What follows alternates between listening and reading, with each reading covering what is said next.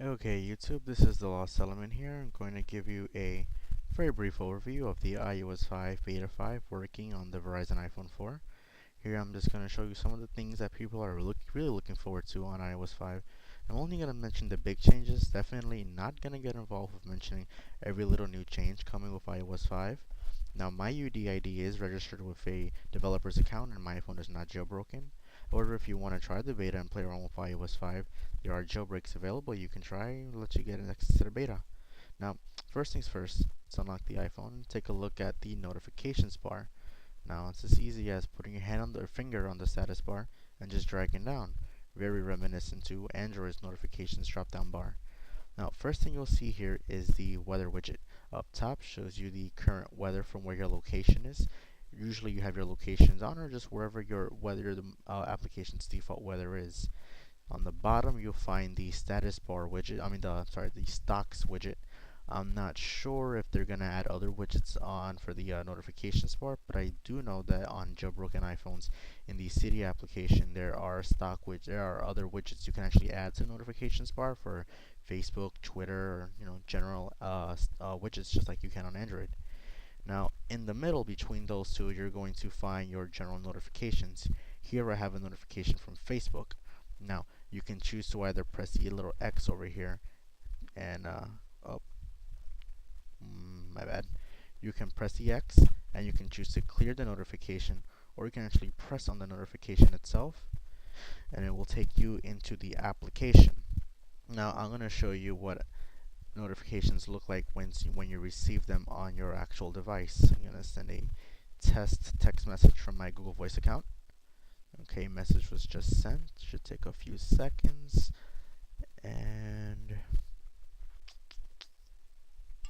there we go. You see, it comes on up top. By the way, it's my Google Voice number. I don't care if you text me, you can. It comes on non-obtrusively from the top. You can just drag down and your notification will be there. Now, let's say you're in an application where it's a full screen application where you're not going to be able to see the status bar, like, for example, the TapTap application. Let's wait for it to load a bit. Get past the advertisement for eBay. And as you see, wait, let's put that away. When you drag down the first time, a small bar comes down. And then you can drag it down again, and there's your notifications while you're inside the actual app. Okay, go right to my text message, and multitasking takes me back to the app. Okay guys, next thing we're going to take a look at is the lock screen. There's a couple of significant changes. When you get notifications, I'll send myself another message so you can see what I mean. Test 3. Let's wait for it to just send. Should take another few seconds to go through. It comes out a notification there. Now, if I was to send myself another message, test 4. Just want to give you a showing of what happens when you have multiple notifications on your device. Let's give it a few seconds. You see, you come down here with a little drop bar, and you can actually see the multiple notifications you have, whether it's from messages or from applications like Facebook or AIM. They all show up there. Now, when you double click the home button, usually you get a quick play to your music player, which it shows there with the notifications. However, something else that's come out is a quick app for the camera. So we can double click to get, and double click to get out of that. You have your regular notifications. You double click for the music quick bar and the camera app. Just simply pressing on it takes you to the camera. Now, something new that they added on the camera app, I'll move this over, is the ability to pinch and zoom. Oops, am I in the video? Yes. You can pinch to zoom in on actual photos. On the camera app to zoom. Wait, there we go. See? I am in the camera app, and you can use both fingers to zoom in and zoom out. Also noted is the volume up key is now the button you can use to take pictures. Now, there is one bug I found with iOS 5. When you go to your pictures, go through your camera roll, everything comes out blank. We go to the Photos application, go to the camera roll, everything's blank. But if you press on a photo, you should. Oh, wait, that's a picture of the blank photo. You see, I took a picture before of a snapshot because I was creeped out as to why this was like that. You see a panoramic view of the river by where I live. Well, this is just one bug I found. There are plenty of other bugs, but again, this is just a beta. Now, next we're going to take a look at iCloud. iCloud is a new over-the-air syncing feature Apple developed. What this allows you to do is allows you to sync your mail, contacts, calendars, your reminders, bookmarks, notes, pretty much everything on your phone and back it up to the cloud in case you need to reboot your device or reset your device. Something Apple is doing now is allowing you to use your iPhone or iPad or iPod Touch, rather computerless. You will no longer have a need to connect it to a computer ever to activate it. This is convenient if you're using the betas and something happens, you need to wipe your phone.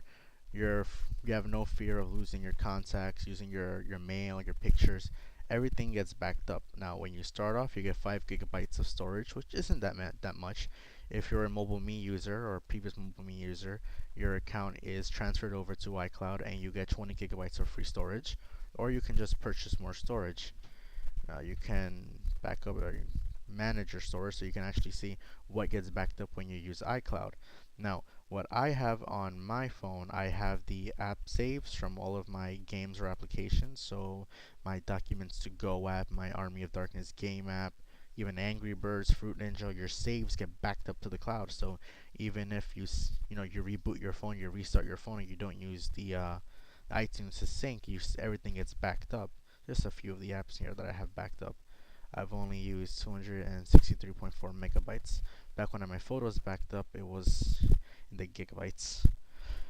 Okay, now let's take a look at some of the new applications or things you're going to find in the home screen. First thing, I already moved my home screen around, but you're going to see the Newsstand app. See this clears or focuses. Basically, this is going to be where you're going to find all of your newspapers and magazines. You just have to go to the App Store. For mine, it's not working at the moment. It's a beta. Most of the newspapers aren't out yet in the App Store anyway. And the second application you're going to find is Reminders, which is something I think iOS should have had from the very beginning. It's a basic task manager. You just put in tasks you need to do, reminders, and it shows you, all the little apps there. It also comes out on your notifications bar at one point if you need or if you have any pending tasks. Also, I want to note on your notifications bar your calendar appointments show up there too, and also your emails. Everything shows up. And one of the new things about this, which I don't understand why they did, was they separated the iPod app. Now, on the iPod Touch, you would have a separate music and video app. On the iPhone, you would usually have the iPod app. However, the iPod app is no longer there. Instead, they separated it into music and they separated it to videos, just like on the iPod Touch. In the videos, will house your basic video, TV shows, and podcasts, and your music app would hold your music. Simple. I just don't understand why they changed it. I don't use any of those. I use Spotify for my music. Well, anyway, guys, that was just a very quick and brief overview of what to expect in iOS 5. This is the beta 5 at the moment I'm using. I'm gonna give you a quick look. Something else I wanted to mention. Software update. It gives you the ability to get software updates over the air. Now, iOS 5 Beta 5 was the first firmware that was available over the air. If you had iOS 5 Beta 3 or 4, you were able to update over the air to iOS 5 Beta 5. And go to the About. And there you can see I'm using iOS 5, and that's Beta 5 there. Alright guys, this was the Lost Element here. This was just a little overview of iOS 5 Beta 5 on the iPhone 4 for Verizon Wireless. Until next time.